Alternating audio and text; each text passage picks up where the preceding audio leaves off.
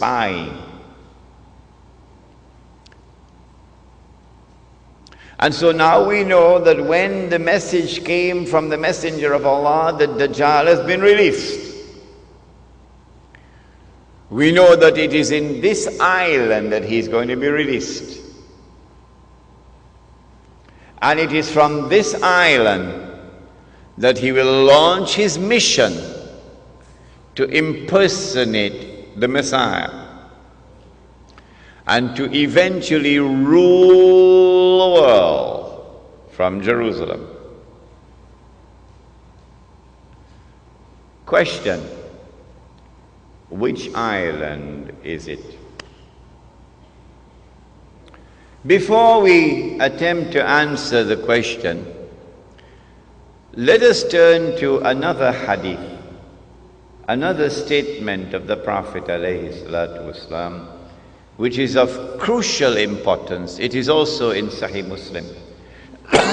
He said that when the Antichrist is released, he will live on earth for 40 days. 40 days. Yawmun kasana. One day like a year. Yawmun kashahr. One day like a month.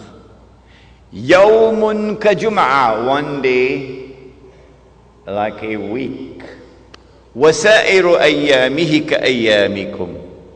And all his days, implying all the rest of his days, would be like your days. When his day, now listen carefully, when his day is like our day, he would be in our dimension of time. And when he is in our dimension of time, then we can see him. At that time, of course, he would be, said the Prophet ﷺ, a Jew, a young man, powerfully built, with curly hair. Where would he be at that time? Of course, he would be in Jerusalem, ruling the world from Jerusalem, the way the world is now ruled from Washington. But where would he be when he's released on earth? In a day which would be like a year. And where would he be on earth in a day which is like a month? And where would he be on earth in a day which is like a week? Do we have answers for that? Praise be to Allah, who allowed this servant Imran to study international relations, international politics, international economics.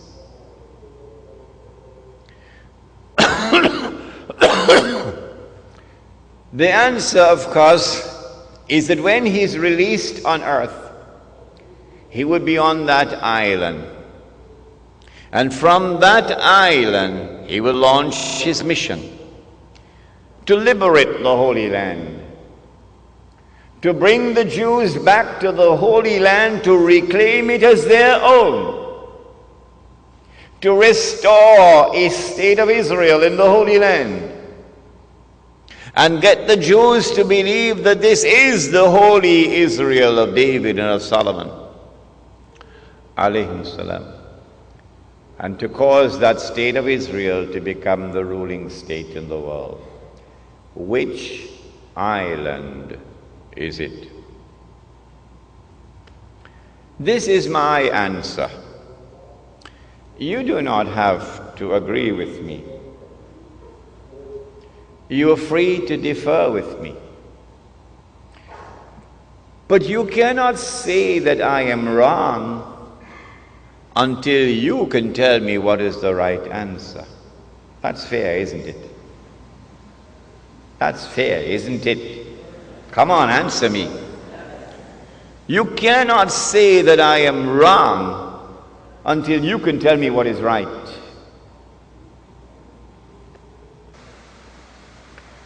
An amazing thing has happened.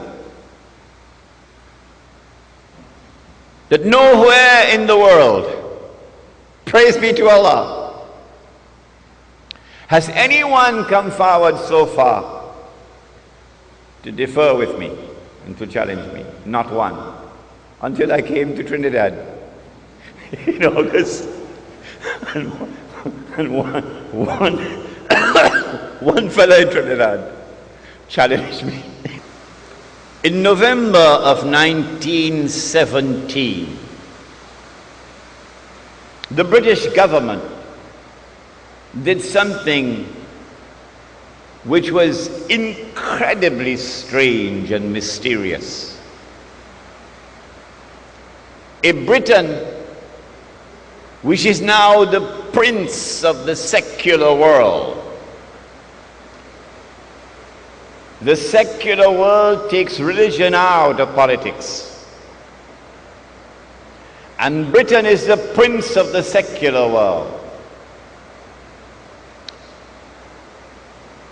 Britain issues a declaration known as the Balfour Declaration in November 1917 that it is the intention of His Majesty's government to work for the establishment of a Jewish national home in the Holy Land.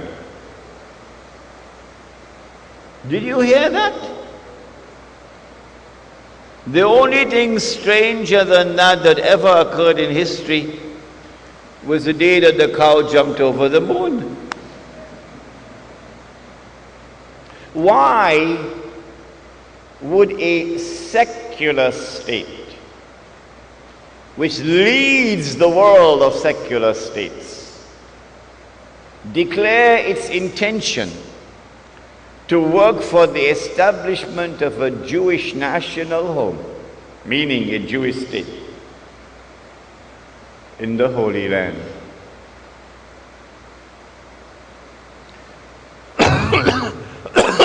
Two months later, this was October 1917, in December 1917,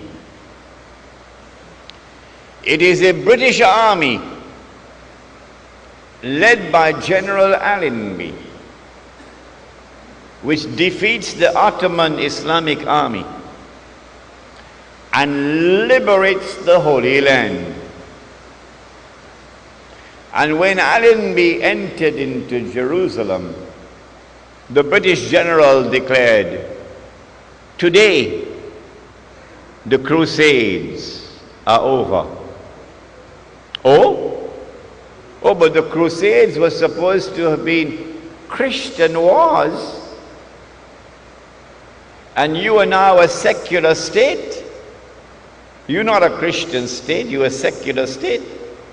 How come a secular Britain is continuing a crusade started by the Pope 1,000 years before? That's strange. That is incredibly strange.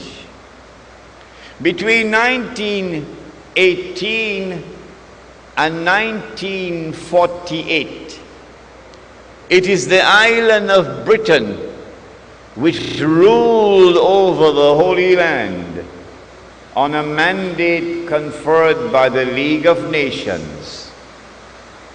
And during that period of time, with tremendous deception, while pretending to keep the Jews out, Britain opened the doors for the Jews of Europe to enter into the Holy Land and to reclaim it as their own.